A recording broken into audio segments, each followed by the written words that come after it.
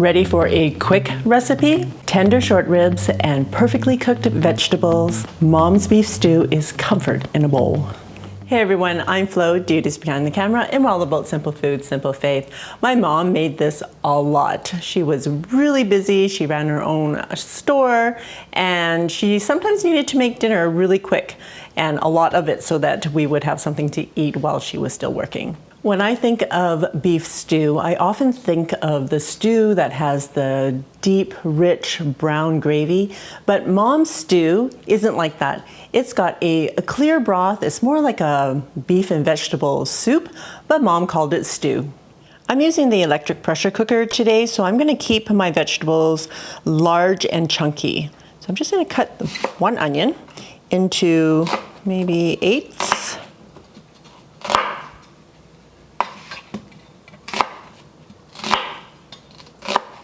And we just put that straight into the pot. I have 4 potatoes. They're kind of small. I'm just going to cut them maybe into quarters.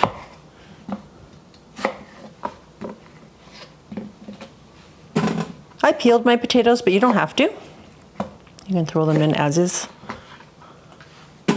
Have 2 jumbo-sized carrots. So if you just have regular carrots, maybe use 3 or 4. There's really no rule as to how much vegetables to put in there. So once you put in some,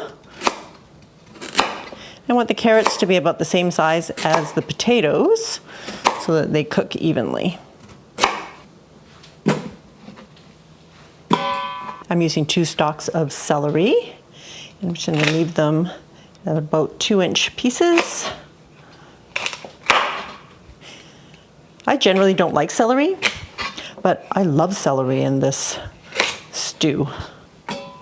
And about a 2-ounce piece of ginger that I've already cleaned really well.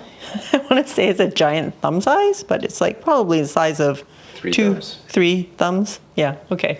So I'm just going to smash this. Whoops. Because I just want the flavor of it. Just toss that in. This recipe can be found in my cookbook, Chinese Homestyle, but I'm changing up the recipe a little bit today. I'm adding a couple of tomatoes. My mom didn't always put tomatoes in, but sometimes she did. But I like it without the skin on, so I'm gonna show you how to quickly take the skin off. Just score the bottom of your tomato, put them in a bowl, and we're just gonna pour boiling hot water over it. And we're gonna let it sit for about a minute. And dump out the water. And then you can just peel the tomatoes, just like that. This method also works for peaches if you ever need to remove the skin off peaches for any reason. All right, just gonna cut these up.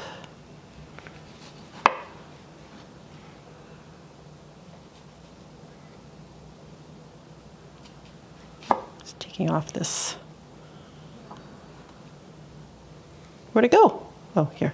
They are more slippery, so please be careful when you're cutting up these tomatoes. I have 2 pounds of boneless short rib. These were in the freezer, and I thought they'd be defrosted by now, but they're mostly defrosted. Anyways, enough for me to cut through them. I'm just gonna cut them into about 1.5-inch pieces, and they're just gonna go straight into the pot as well. Because it's sort of frozen still, I know that I can cook from frozen in the pressure cooker. So you can just put all of the meat defrosted into your pot to cook on the stovetop. I love using short rib because of the tenderness, and each piece is the same sort of tenderness when you cook it. When you use stew meat that they sell in the store, you don't know what you're gonna get. You can get a little piece of steak, you can get some really tender pieces, and you can get some really not so tender pieces. So I kind of like using one type of cut. So I like using short ribs. You can use short ribs with the bone in as well. You won't get as much meat, but you'll get more flavor because of the bone. Or another cut I like to use is a bottom roast. And then again, it's all the same cut of meat. So depending on how long you cook it, it's gonna be the same sort of tenderness, if you get what I mean. Okay, and all this is just gonna go straight into the pot.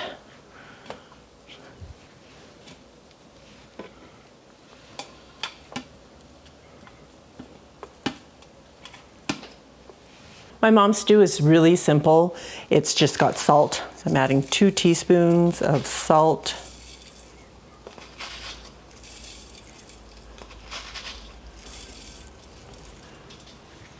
Okay, and pepper. Sometimes my mom would just throw in the peppercorn. However much you want. And if there are other seasonings you like to use, you can throw that in there as well. Whatever you like.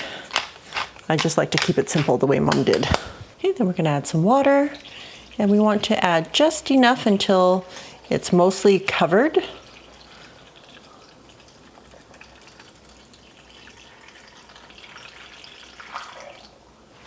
I'm estimating around 6 cups. If you're making this on the stovetop, you might need more because when you're cooking on the stovetop, the water is going to evaporate. When you're cooking in the pressure cooker, the water doesn't evaporate, so all the liquid stays in, and the vegetables will also produce water. Put the lid on, lock it into place, making sure the sealing knob is on sealing, and we're gonna cook it for 35 minutes on high pressure. If you're doing this on the stove, I would bring all of that to a boil, turn it down to a simmer, and let it simmer for about 1.5 hours to 2 hours, just until the meat is fork tender. Look at that. Looks yummy. Smells so good. I can smell the ginger and the beef. Because short rib is a fatty cut of meat and it releases quite a bit of fat that gets rendered, I'm gonna skim some of it off.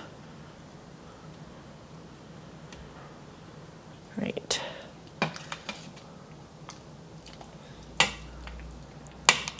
All the vegetables held its shape.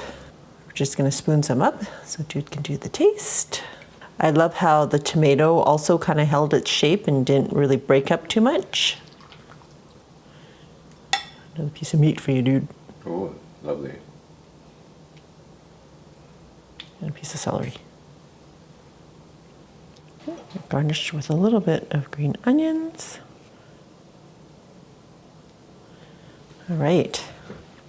You might have to season for salt and pepper because I kind of minimalize the amount of salt and pepper to put in the soup.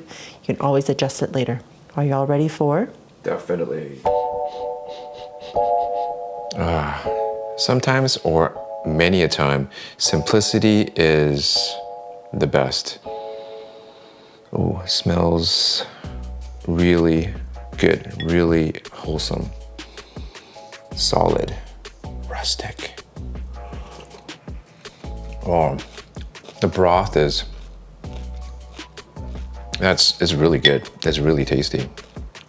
Simple and tasty. All right, here's the meat. Short rib, yum. Very tasty and tender. Yeah, stew meat, boo. Short rib, yes. Potatoes, nice texture. I love that everything held its shape and it didn't turn to absolute mush. These simple dishes, they should be on everyone's rotation because it gets prepared really easy and it feeds a lot of people well. Awesome, thanks, Dude. Even the smell just brings back so many nostalgic, warm memories. For this recipe and other really simple home-style cooking, check out my cookbook, Chinese Homestyle.